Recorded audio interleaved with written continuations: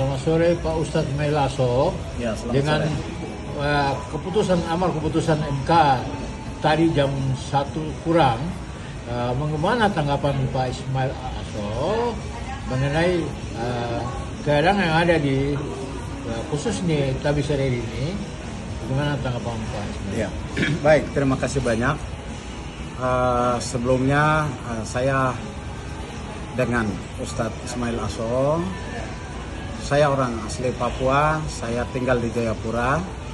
Saya menghormati proses yang berjalan. Jadi perlu saya ingin menyampaikan supaya kita semua harus menahan diri, karena saya lihat ini agama kita harus rasional. Agama jangan diseret di dalam hal-hal yang politik praktis kehidupan duniawi. Jadi saudara-saudaraku Tabi dan Saireri yang hari ini, kalau kemudian saya termasuk salah satu pendukung Bapak BTM, karena saya juga melihat bahwa dengan adanya pemekaran provinsi Papua itu, kita juga berharap supaya putra daerah suku-suku yang ada itu bisa memimpin daerahnya. Tetapi karena Jayapura itu adalah ibu kota provinsi Papua yang sudah lama, karena itu masyarakat yang ada di provinsi Papua ini sudah majemuk, sehingga tantangannya berat.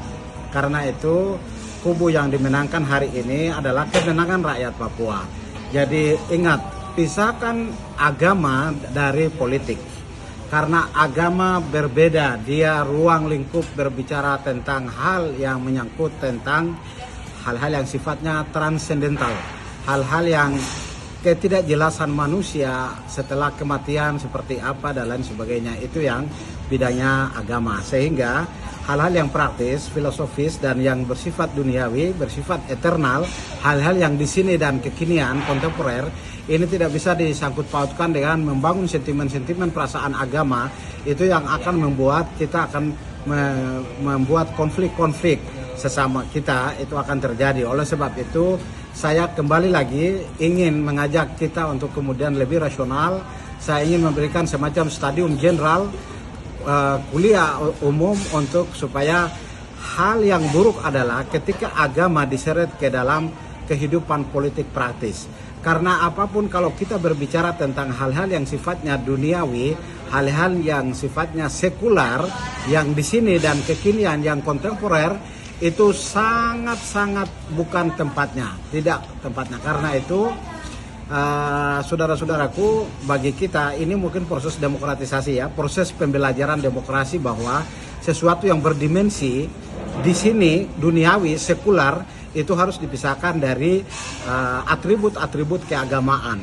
Saya pikir di dunia barat sudah melangkah jauh dengan munculnya filsafat, misalnya Friedrich Nietzsche, itu sudah memisahkan bahwa publik itu tidak lagi berbicara mencampur baurkan seorang kaisar, serahkanlah urusan kaisar, yaitu menyangkut kekuasaan pengaturan kehidupan manusia di dunia, dan berikanlah urusan tentang Tuhan itu ke gereja. Sehingga gereja hanya berbicara tentang bagaimana kejelasan dan ketidakjelasan nasib ketika manusia sesudah kematian, itulah wilayahnya agama.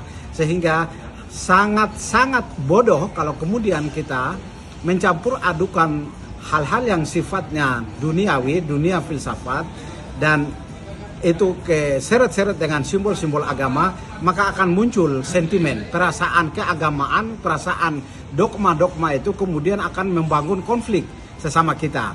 Bagaimanapun MDF adalah putra asli orang Papua. Bagaimanapun Tommy Mano adalah putra asli Tabi.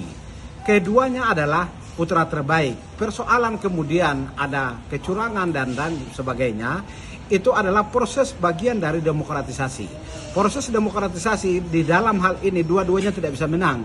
Pasti ada yang kalah, pasti harus ada yang menang. Dan ketika kita maju harus siap kalah dan menang. Apapun upaya dan apapun cara dan bagaimanapun rekayasa itu dilakukan, tapi hasil akhir, keputusan terakhir sudah ada, maka bagian dari proses demokratisasi itu kita semua harus menahan diri.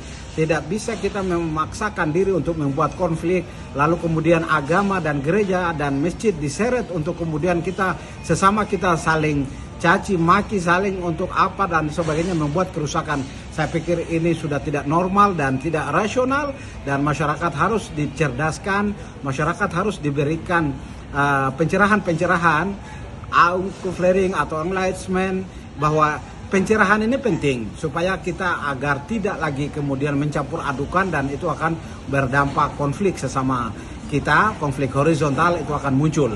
Jadi ingat bahwa agama itu sifatnya vertikal antara diri seseorang dengan Tuhan. Tidak ada hubungannya dengan masalah politik. Politik itu penuh dengan siasat, politik itu penuh dengan hal-hal yang kadang-kadang menurut agama itu tidak etis, yang tidak ini kecurangan dan lain sebagainya. Sehingga agama jangan pernah sekali-kali diseret-seret di dalam mengatur kehidupan praktis sekular duniawi di dalam kehidupan sehari-hari kita. Karena itu sekali lagi saya menghimbau kepada saudara-saudaraku agar supaya tidak lagi terpancing, karena saya mewakili tokoh muslim Papua. Saya meminta juga kepada saudara-saudara yang kaum muslimin supaya tidak juga terpengaruh, tidak juga terpancing dengan hal-hal yang sifatnya orang sengaja untuk mau menggiring kehidupan, menata kehidupan dunia yang sifatnya tidak ada hubungannya dengan Tuhan, kemudian itu mau dibenturkan, terpolarisasi antara sesama rakyat Papua. Karena itu saya menghimbau supaya saudara-saudara kaum muslimin untuk tidak terpancing atau tidak ini. MDF itu dan juga BTM adalah pemimpin. Mereka adalah putra-putra terbaik orang Papua. Siapapun yang terpilih, dialah pemimpin kita.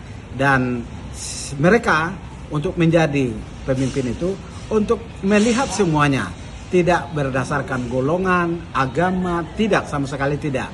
Apalagi latar belakangnya Bapak MDF ini, beliau adalah kader dari keuskupan atau dari Katolik. Latar belakang keluarga di Merauke itu beliau adalah orang Katolik. Dan beliau baru saja Muslim, ikut saya seperti saya yang masuk Muslim. Tapi saya sebagai orang yang lama di dunia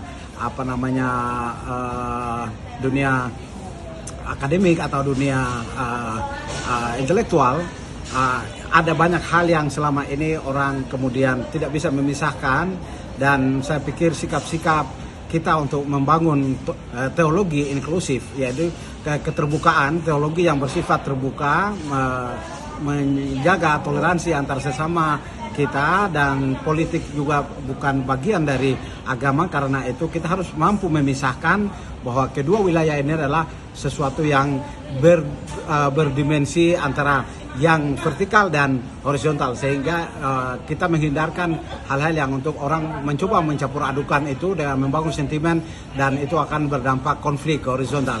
Demikian mungkin ini bagian dari pencerahan untuk kita semua. Saya akhiri, wabillahi taufik walhidayah. Dan sebelum saya akhiri, saya ucapkan selamat kepada Bapak MDF yang telah dinyatakan oleh keputusan terakhir dari Mahkamah Konstitusi sebagai pemenang. Kita percaya kepada beliau, dan beliau harus mengakomodir semua tanpa melihat bahwa mereka yang menjadi kompetitor adalah bukan lawan, bukan musuh, tapi mereka adalah saudara-saudara yang juga membangun proses demokratisasi. Oleh sebab itu, dalam pembangunan perlu ada oposisi, tetapi juga kemudian dirangkul, diakomodir, dan kita akan membangun Papua yang lebih karena Papua induk, jadi lebih maju, lebih demokratis, yang lebih aman untuk menuju masyarakat yang adil, makmur, dan sejahtera. Demikian, wassalamualaikum warahmatullahi wabarakatuh.